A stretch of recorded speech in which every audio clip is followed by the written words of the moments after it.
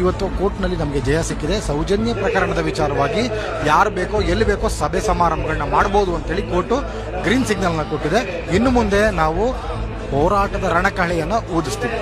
ಕೇಸನ್ನ ತಿಪ್ಪೆಗೆಸದಂತಹ ಈ ಒಂದು ಪೊಲೀಸ್ ಇಲಾಖೆ ಇವಾಗ ನಮ್ಮನ್ನ ನೀವು ಸಭೆ ಮಾಡಬೇಡಿ ಅಂತ ತಡೆಯೋದನ್ನ ನೋಡಿದ್ರೆ ಇದ್ರ ಹಿಂದೆ ಕೂಡ ಯಾರು ಹುನ್ನಾರ ಇದೆ ಅಂತ ಅವ್ರುಗಳೇ ಹೇಳ್ಬೇಕು, ಪೊಲೀಸ್ ಅಧಿಕಾರಿಗಳೇ ಹೇಳ್ಬೇಕು. ನಮಗೆ ಯಾವುದಕ್ಕೆ ಎದುರ್ತಾ ಇದ್ದಾರೋ ಏನೋ ಗೊತ್ತಿಲ್ಲ, ದೇವ್ರಿಗೆ ಎದುರ್ತಾ ಇದ್ದಾರೋ ವ್ಯಕ್ತಿಗಳಿಗೆ ಎದುರ್ತಾ ಇದ್ದಾರೋ ಗೊತ್ತಿಲ್ಲ.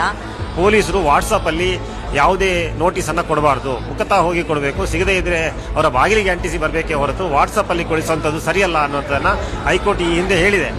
ಯಾಕೆ ನೊಂದಂತ ಹೆಣ್ಣು ಮಕ್ಕಳು ಪ್ರತಿದಿನ ರಕ್ಷಣೆಗೋಸ್ಕರ ಬರ್ತಾ ಇದಾರೆ? ಸುವಮೊಟೋ ತಮ್ಮ ಸ್ವಂತ ಮುತುವರ್ಜಿಯಿಂದ ಯಾಕೆ ಮಾಡ್ತಾ ಇಲ್ಲ? ಮಾಡಬೇಕಾದಂತ ಕೆಲಸದ ಮೇಲೆ ಹೆಚ್ಚಿಗೆ ಗಮನ ಕೊಟ್ಟು ಜನರ ಪ್ರೀತಿ ವಿಶ್ವಾಸ ಗಳಿಸುವಂತದ್ದು. ತಾವು ಜನಸ್ನೇಹಿ ಪೊಲೀಸ್ ಅಂತ ಹೇಳಿ ಬೋರ್ಡ್ ಹಾಕೊಂಡಂತವರಾಗಿದ್ದಾರೆ.